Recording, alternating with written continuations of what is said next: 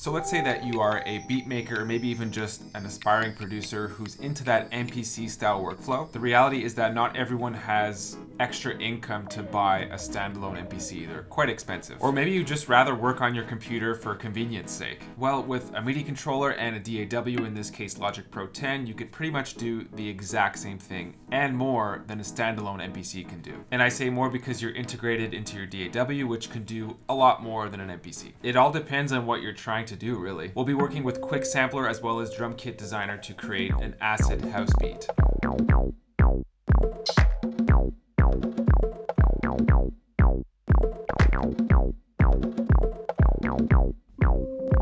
In terms of hardware, I'm using the MPD-218, which is also made by Akai. It's a MIDI controller, so there's no actually sounds programmed into it, and it's the same sort of layout. The pads feel the same, and even the knobs. Everything we're doing today is sample-based, and by the end, we'll have a full beat on individual stems in Logic Pro. Just ready to be mixed. I'm confident in saying that this workflow is bulletproof.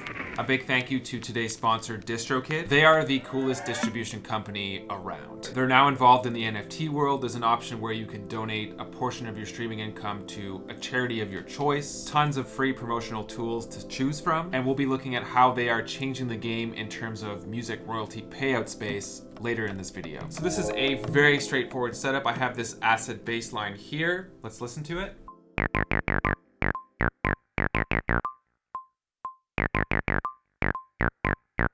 I love that sort of triplety feel. So this is 120 BPM, cool. We're gonna drop this right into the quick sampler, original, and there we're all chopped up. So make sure that we're on this slice tab right here. We'll go down to mode and change this to equal divisions. So now you can see that automatically it's sliced into equal parts, and we'll change this to 8 slices because we don't want to take all of the pads on the MPD. If you want, there's a few things that you could change right here, like maybe if you want to add a filter to this. Bit of resonance. You could tune it up or down. But that changes the tempo, so we'll keep that at 0. It's a fine tune as well.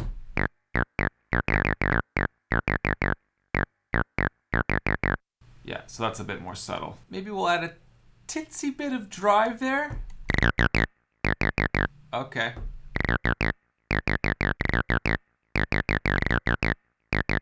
I'm happy with that. Let's turn off the filter just to A/B it.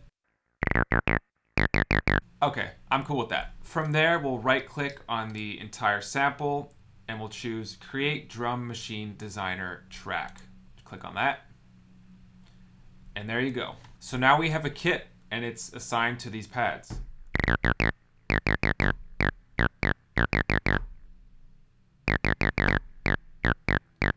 We're going to end up moving these around. In fact, I'm going to just move these up here to make room for the drums. And notice that you still have access to all of the quick sample parameters right here, but now it's for individual slices, which is really cool. So like I said, the exact same workflow as your MPC, but integrated into Logic Pro. I usually like to go kick, snare, hi-hat, open hi-hat, and maybe some toms right here. It's super easy. All you have to do is drop your samples into the DrumKit Designer. So kick, let's go with the clap, hi-hat, tom 1, tom 2. And now we got drums.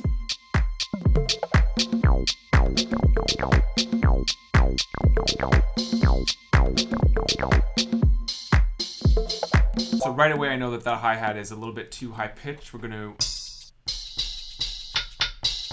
bring it down like so.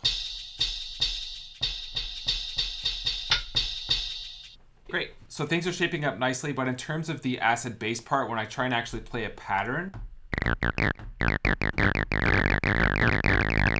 gets all mumbly jumbly. Sounds like shit.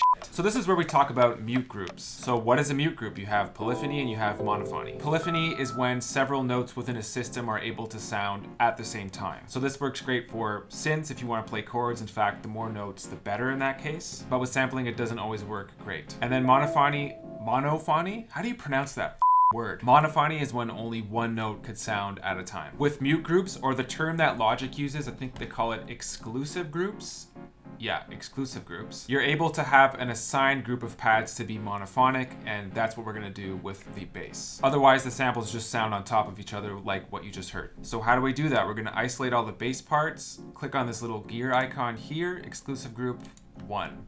So we'll add all of these to exclusive group 1. Also, something simple and basic that I should mention, if you go into Q Sampler main, you're actually able to change the start and end point of your sample. So if I go to acid bass number 5, I could move this around and you just click and do that on your own. So even though all of the samples in this kit are currently set to polyphony, you can see that right here, all of these pads here are exempt from polyphony, and you can actually see it. There's a number 1 here, which means exclusive group 1. The drums are polyphonic, which obviously works for drums. So now we can make an actual beat without it sounding like shit. There's another trick that I always like to use with the drums, and that's a mute group or exclusive group with the open hi-hat and snare or clap. I really like to do that. I'll give you guys an example of the before and after of that.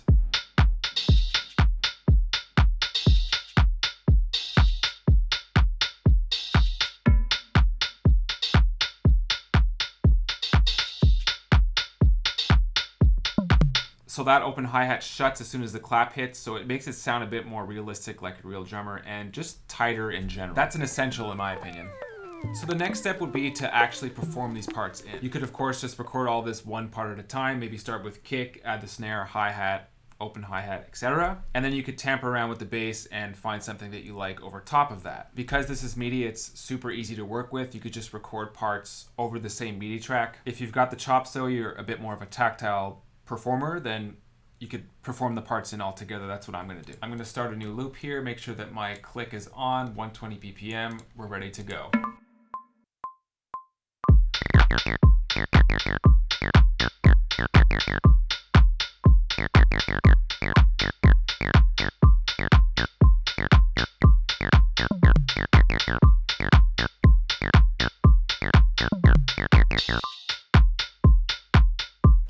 Okay, let's play it back. It sounds like it's already quantized. Yeah, it is. Okay, so I quantized it to 16th notes. If you want, you could change this to like a swinging 16th note, maybe swing B. Let's try this.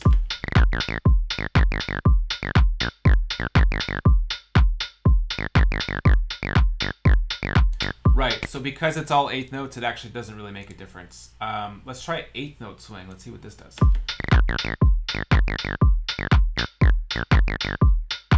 Okay, swing B is kind of cool. It's a very slight, like 57% swing. Maybe swing A even. I like that. It gives a bit of a swagger to it.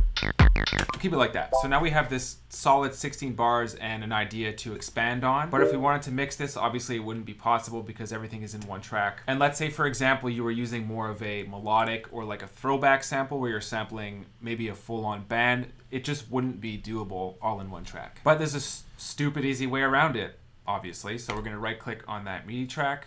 We're going to go to Convert, Separate by Note Pitch. And now if we open up this track stack, I'm actually going to delete the top one because it's pretty much useless. We have all of the samples and all of the drums on individual stems. If you want to separate instruments as well, so bass from drums, that's super easy to do. We're going to go Flatten Track Stack. We have all of our bass notes here, so 1 to 8. I'm going to select all of those, right-click, and go down to Create Track Stack. So this we would call bass, for example. And then below that, we have our drums. We do the same thing. Select all, right-click, create track stack, create drums. So now we have our bass and drums. Let's get rid of these two things. I like to be nice and organized, so we'll hide everything else. Bass, drums. Good to go. This is such a powerful tool and a major time saver when it comes to composing tracks. Everything is ready to go, bounce in your DAW. So tell me this workflow is not bulletproof. And now let's talk about how DistroKid is changing the game when it comes to royalty payouts. Here's how it works. Let's say you wrote a song with a friend and he covered the studio fees, which cost $1,000, for example. This is the spicy part, and DistroKid is the only distribution company that's doing this. You're able to set up a recoup system where, for example, your friend recoups the first $1,000 of those studio fees before you collect royalties. All of this is something you could change after the fact as well, so if you want to change the royalty split at any time, that's an option. This is one of many reasons why I think DistroKid is the strongest distribution company around. They've got their hands in NFTs now. There's so many other free promotional tools that they offer. And in case you're not a member, there is a 7% discount linked in the description of this video. So that's what I've got for you guys today. Hopefully this was insightful and helped you guys out. This is a software hardware comparison that hasn't really been tapped into in the YouTube community, which is why I made a video about it. If you don't have an MPC style MIDI controller, I've left a purchase link for the MPD 218 in the description of this video. If you end up purchasing using that link or links in any of my YouTube videos, I actually make a small commission from that sale at no extra charge to you. So support me so I could keep making content for you. All right, we're done here.